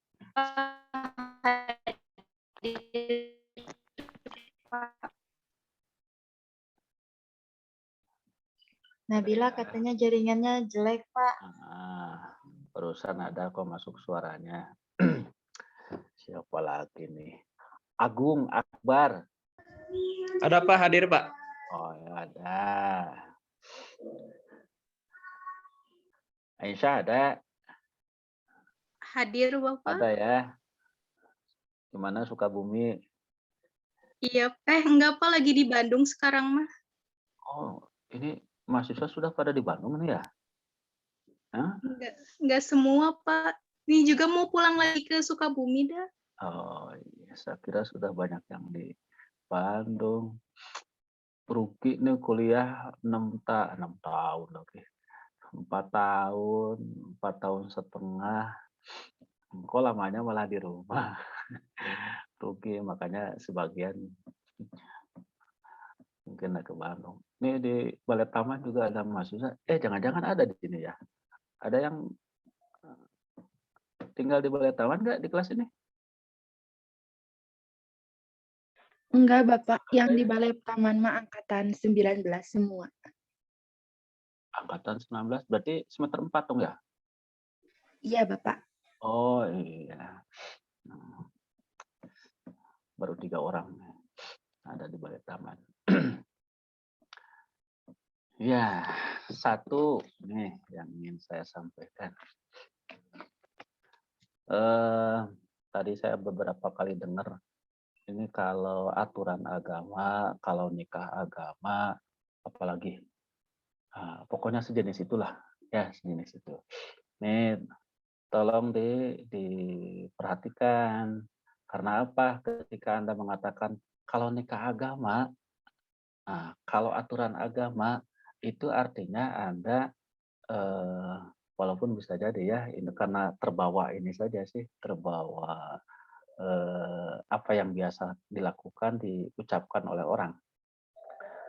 Tetapi ini perlu dipahami oleh Anda ketika Anda mengatakan kalau nikah agama sih begini. Nah, seakan-akan kalau nikah ke KUA itu bukan nikah agama. Nih, sudah belajar usul fikih masih begini juga nih. Itu padahal yang ngurus tuh KUA tuh, kantor urusan agama. Lah apalagi kalau ngurusnya polsek, dinas lalu lintas, itu ya. Apalagi kalau yang seperti itu, mungkin udah nih, itu hukum apa ya? Apa hukum jalanan atau Nah, ini nih yang harus Anda ini lagi perhatikan lagi. Ini nampaknya sederhana, tetapi kalau itu jadi masuk ke alam bawah sadar nanti ketika Anda berbicara atau mengamati untuk kasus yang lain itu muncul secara tiba-tiba otomatis kalau ini tuh hukum agama, yang itu bukan. Nah, itu kan nggak tepat tuh. Makanya saya kadang suka berpikir, ini yang sekuler tuh saya apa orang lain ya? Orang itu suka benci dengan sekuler, liberal. Ini yang sekuler tuh orang lain apa saya ya? Kalau saya punya pandangan, semua dimensi kehidupan itu Allah atur, lalu hukum Islam itu menjangkau seluruh kehidupan manusia. Dan itu bisa dilakukan saat ini pun. Gitu ya. Coba bisa jadi di antara Anda, ini dosen yang satu ini kok begini ya, kan mahasiswa juga suka mengamati ya, kalau Pak ini begini, kalau Pak ini begini, kok ini pikirannya agak nakal nih, oh dosen ini agak lurus-lurus nih, kan suka begitu ya. Nah, kalau Anda sempat punya kesimpulan, orang yang seperti model saya kok mikirnya agak bebas, kadang saya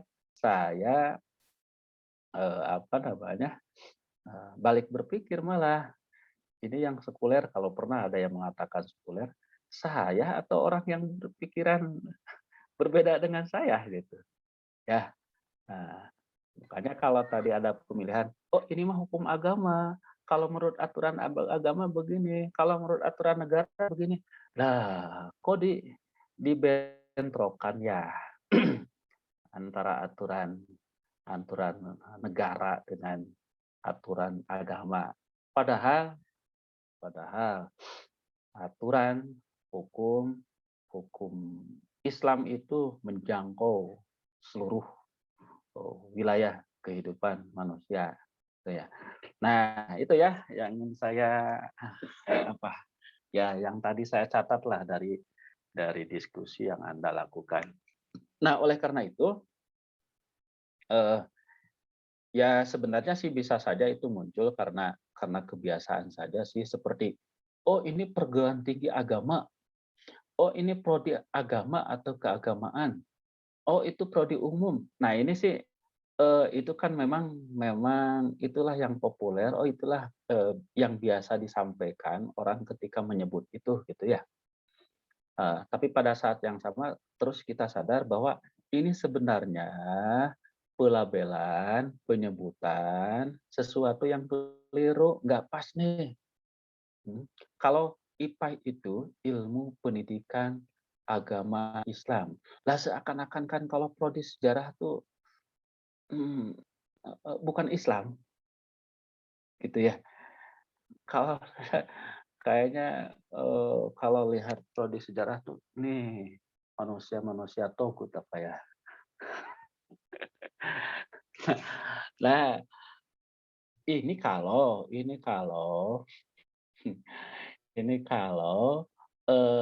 apa namanya, kalau makna dari itu sama persis dengan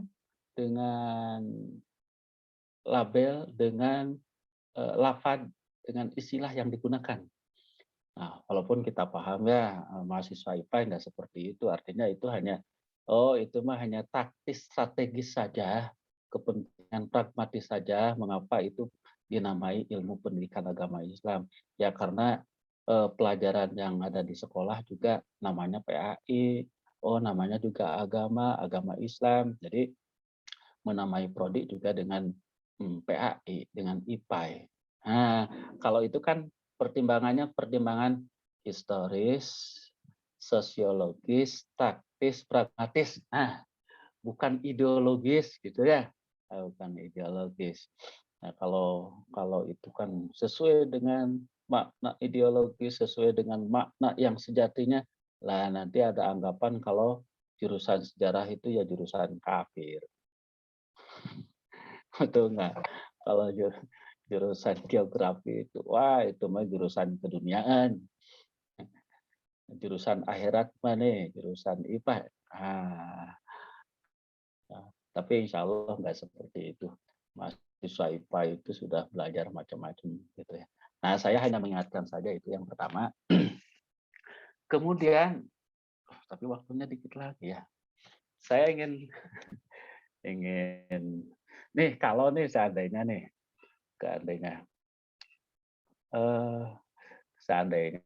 ya, seandainya sedang ngalamun. Nih kalau saya nggak akan menyebutkan juga pasangannya sih. Kalau Novi, Maisa, Nita, gitu ya.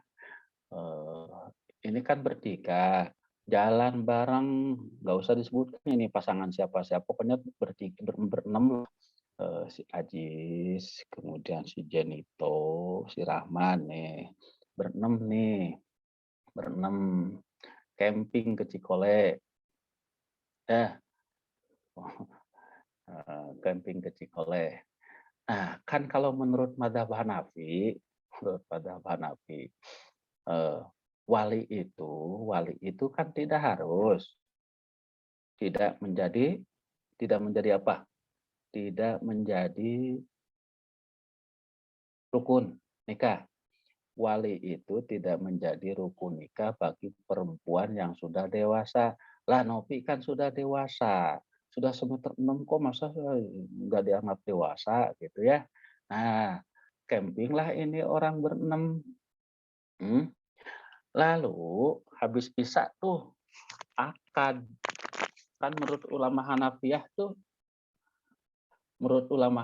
itu saksi kan harus tetap 2 orang saksi. Jadi misalnya, lah di situ kan satu pasangan. Di luar pasangan itu kan masih ada 4 orang. 2 orang laki-laki, 2 orang perempuan kan. Wali itu cukup kok 2 orang laki-laki. Atau 1 orang laki-laki, 2 orang perempuan kan cukup ya. Cukup. Jadi kalau misalnya kata si Rahman nih, saya nikahi kamu, nggak tahu ini kamunya ke siapa, nggak usah disebutkan ya, ntar jadi lagi. Saya nikahi kamu dengan mas kawin 1/10 UKT semester depan. Ya, dibayar semester depan juga. Ya, dibayar semester depan. Lah, itu Rahman itu bicara gitu, ini perempuannya nggak saya sebutkan siapa. Nah, Rahman itu bicara gitu kan di hadapan Jenito, di hadapan Ajis nih. Ya, Nita sama nggak usah disebutkan perempuannya. Nah, di hadapan si Ajis sama di hadapan si Ajis sama si Jenito tadi ya. Nah, nah si perempuan juga yang 2 orang itu yang nggak dituju oleh siapa? Rahman menyaksikan juga. Nah, kalau berdasar pendapat ulama Hanafiyah, berdasar pendapat ulama Hanafiyah kan sah itu nikahnya ya? Sah nggak? Sah nggak nih? Udah belajar fikih muntakahat kok. Sah, Bapak. Sah, insyaallah. Sah ya? Gantian si Ajis. Si Ajis gantian. Saksikanlah Rahman Jenito, saya mau akad. Saya nikahi kamu. Nah, kamunya nggak tahu ke siapa. Saya nikahi kamu dengan mas kawin. Tadi 1/10 ya. Pokoknya mah samalah 10% dari jumlah UKT tahun depan, semester depan. Udahlah 3 orang itu akad nikah. Sah ya? Sah nggak? Sah kan? Kayaknya kok nikah main-main ya? Nah, emang kalau nikah harus live di YouTube gitu kayak kemarin.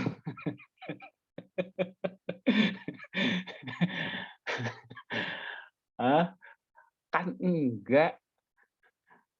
Betul nggak? Kan enggak. Kan enggak. Lah, makanya kan yang namanya rukun itu rukun sesuatu yang harus ada. Lah, yang harus adanya gitu loh. Yang harus adanya ini apa namanya? Itu kan batas minimal yang ada ketika orang melakukan akad nikah. 2 orang saksi cukup. Makanya nanti ketika ditanya, "Loh, si A nih kok hamil?" Ya emang udah nikah sama si ini. Siapa saksinya? Lah itu Rahman sama si Ajis gitu ya. Rahman sama si Ajis. Nggak usah disebutkan perempuannya siapa. Nah, apa namanya? Kalau kita ingat gitu ya, kita perhatikan aplikasi realisasi penerapan dari rukun nikah. Kok kayaknya nikah seperti itu, kok gampang sekali ya? Tapi kok kayak main-main ya? Apakah hubungan khusus suami istri itu terus maknanya apa? Hubungan khusus, hubungan badan laki-laki perempuan? Kok hanya seperti itu saja sih ya? Yang asalnya nggak boleh itu Rahman deketin seorang perempuan, kok jadi sah hanya dengan satu kalimat, saya nikahi kamu dengan mas kawin 1/10 UKT semester depan, dibayar semester depan juga. Kalau kemudian dijawab oleh si perempuan, saya terima nikah AA Rahman. Lah kan jadi. Ya, lah kan jadi. Maksud saya nih dengan apa namanya ilustrasi seperti ini, lah hakikat dari akad nikah itu apa sih ya? Hakikat dari akad nikah itu apa ya? Dengan seperti itu jadi halal. Dengan seperti itu jadi halal. Nah, itu silakan saja cari jawabannya. Cari jawabannya silakan. Itu gambaran dari ulama Hanafiyah terkait itu. Kalau menurut ulama Syafi'iyah kan harus ada wali. Ya. Menurut ulama Syafi'iyah itu harus ada wali ketika berlangsung akad nikah. Jadi ya bapaknya juga harus ikutlah ke Cikole. Itu intinya. Itu yang kedua. Yang ketiga terkait apa namanya? Apa langsung komentar ini aja dulu ya.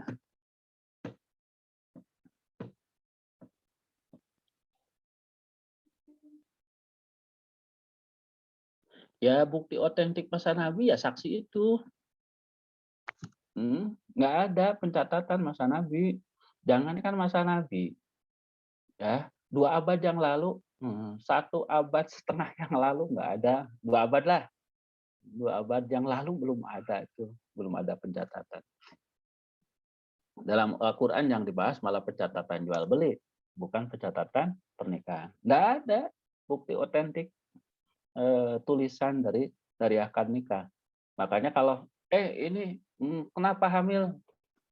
Ya karena saya punya suami. Kapan nikahnya? 2 bulan lalu. Siapa saksinya? Yang ditanya itu siapa saksinya, gitu ya. Nah makanya kalaupun ulama Malikiyah tidak mensyaratkan ketika akad nikah berlangsung itu ada saksi 2 orang, tetapi mereka mengharuskan adanya iklan. Adanya iklan. Jadi kalau misalnya karena situasi tertentu, dia nih harus nikah, tapi belum siap untuk itu ini, yang ada itu hanya orang tuanya, kemudian hanya laki-laki calonnya 1 orang juga, jadi di rumah itu hanya ada 3 orang. 1 bapaknya Tia, yang kedua Tianya sendiri, yang ketiga, lah itulah temennya tuh, temennya 1 kelas entah siapa. Nah, kalau kemudian terjadi akad nikah, saya kata si bapaknya itu, wali kan harus ada dalam pendapat ulama Malikiyah. Saya nikahkan kamu dengan putri saya yang bernama Tia Khotifah. Nah, kemudian dijawab oleh si laki-laki, saya terima nikah saya dengan putri bapak yang bernama Tia Khotifah. Selesai sudah. Itu dilakukan habis asar. Nah, sebelum sebelum masuk kamar masing-masing, kok kamar masing-masing sih, ke kamar pengantin lah ya. Sebelum masuk kamar pengantin harus diumumkan dulu tuh melalui toa musola. Ya, jadi sekalian berjamaah Isya diumumkan pengumuman. Bapak Ibu sekalian, masyarakat kampung ini, bahwa tadi pada asar telah dilangsungkan akad nikah antara si A dengan putri saya yang bernama Tia Khotifah. Mohon maklum kalau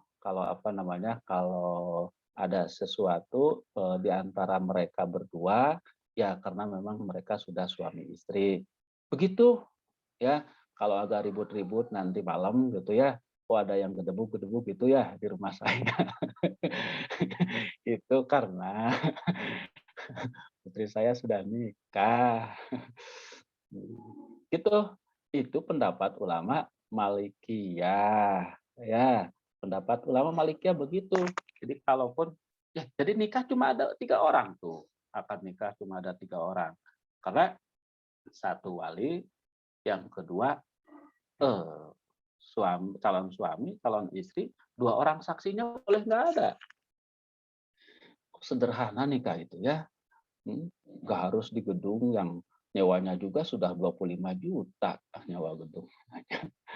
Nggak harus itu ya, nggak harus. Terus Pak gimana nih kalau di Indonesia begitu bisa nggak? Ya bisa aja. Bisa saja. Besoknya lapor ke KUA untuk isbat nikah, gitu ya. Lapor ke KUA untuk isbat nikah. Isbat itu penetapan nikah secara formal sesuai dengan peraturan yang ada, lalu dicatat di lembaga yang berwenang di KUA bahwa antara Tia dengan laki-laki ini sudah menikah. Itulah namanya isbat nikah. Nah, nikah siri ini harus diperhatikan. Nikah siri itu apa? Maknanya 2 nih. 1, nikah siri sebagaimana tadi ya sudah disinggung oleh pemateri itu, nikah siri itu adalah nikah yang tanpa wali, tanpa saksi. Nah, kalau tadi ke Cikole kan tadi 3 pasang tuh ke Cikolenya. 3 pasang. Nah, ini mah 1 pasang. Rahman berangkat ke Cikole. Nggak tahu, nggak usah disebutkan nih perempuannya siapa. Ke Cikole berdua. Itu kan nikahnya tanpa wali, tanpa saksi. Saya nikahi kamu dengan mas kawin 1/10 UKT semester depan. Udah. Langsung dijawab, saya terima. Sampai selesai. Nggak ada siapa-siapa. Nah, itulah yang dimaksud dengan nikah siri yang dinyatakan oleh Umar bin Khattab. Nikah seperti ini, kata Umar, ini adalah zina. Ya, kalau ada orang yang melakukan nikah siri seperti ini adalah zina, maka akan aku rajam. Kata Umar bin Khattab seperti itu. Nah, makanya ketika kita bicara nikah siri harus jelas dulu yang dimaksud yang mana nih. Apakah nikah siri itu nikah tanpa wali, tanpa saksi, atau nikah siri itu adalah nikah yang tidak dicatat di lembaga yang berwenang, tidak dicatat di KUA. Nah, ini pengertian nikah siri yang kedua.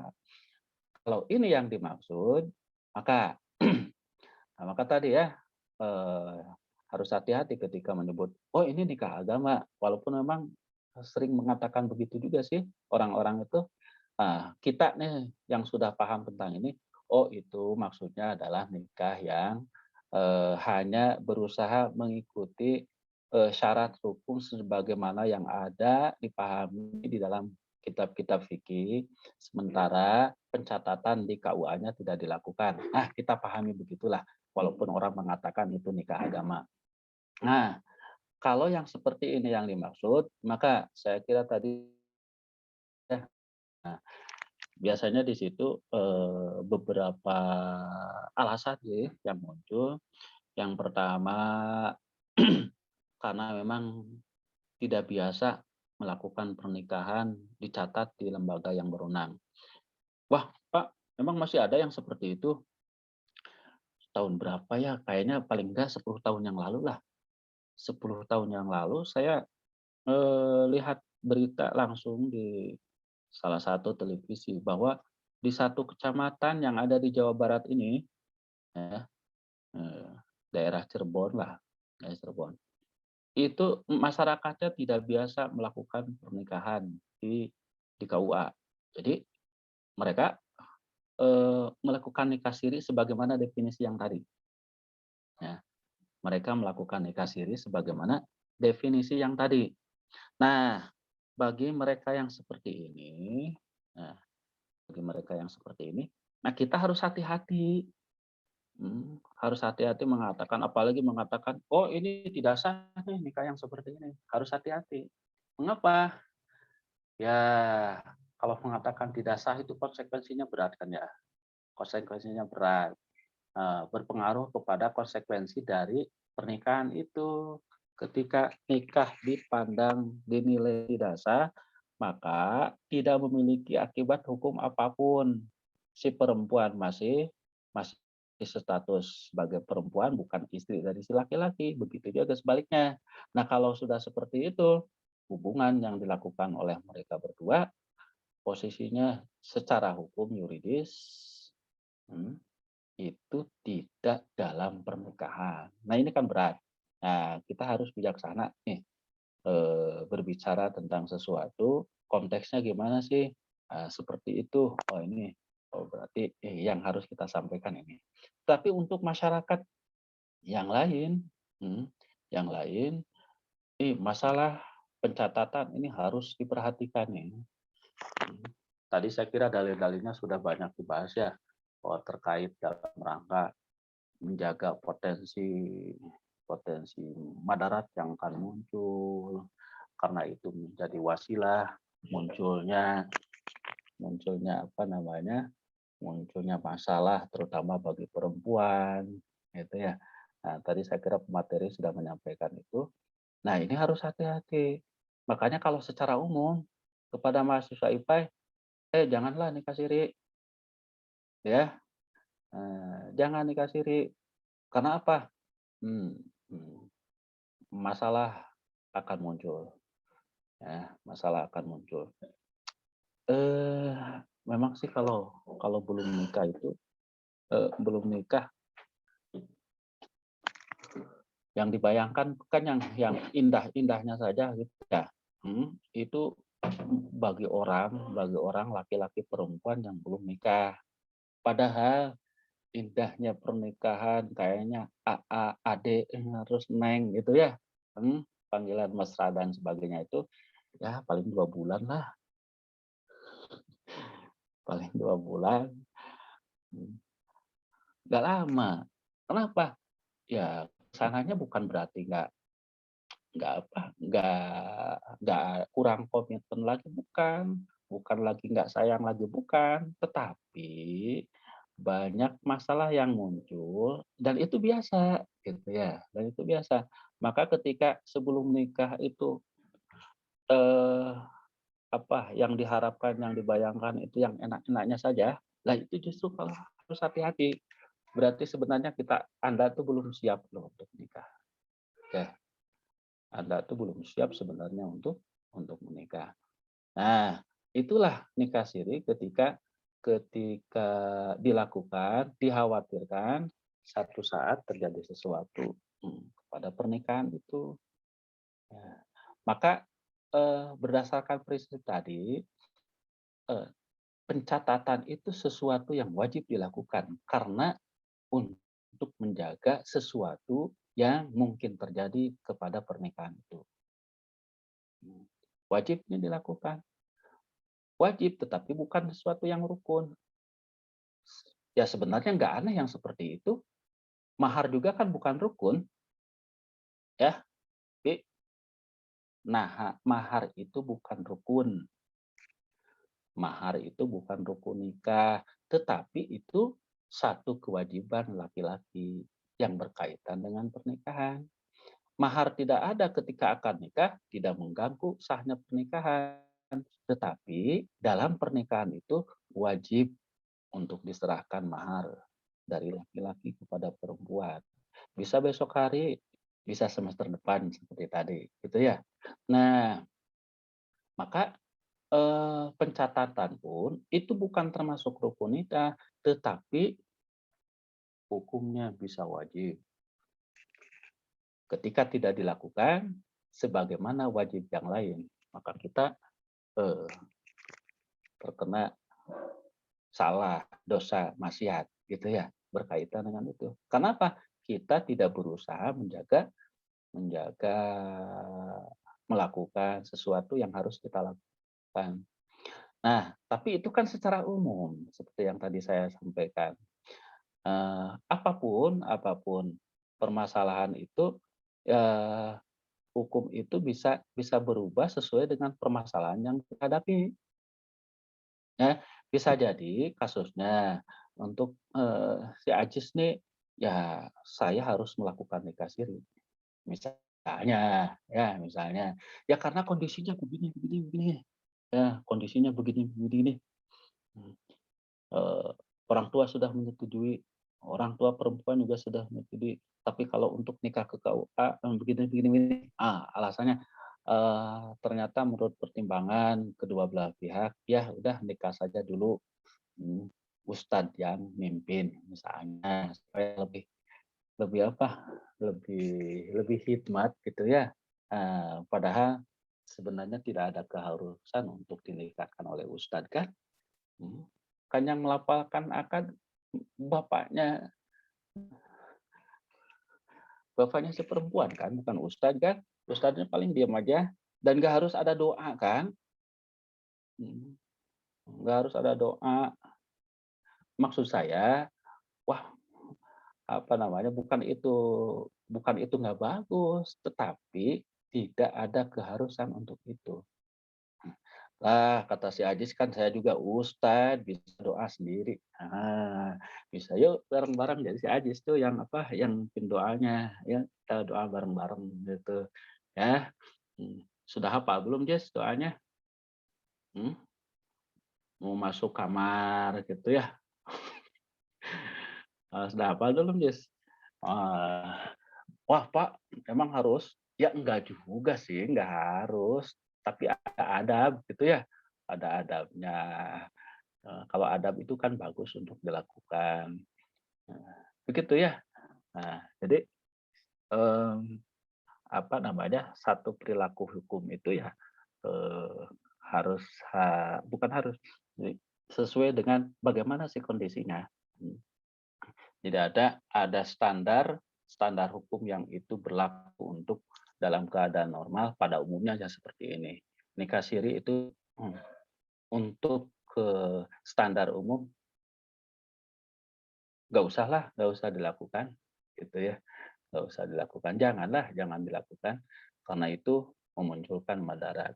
Tetapi dalam situasi tertentu bisa saja itu bisa boleh dengan catatan tertentu.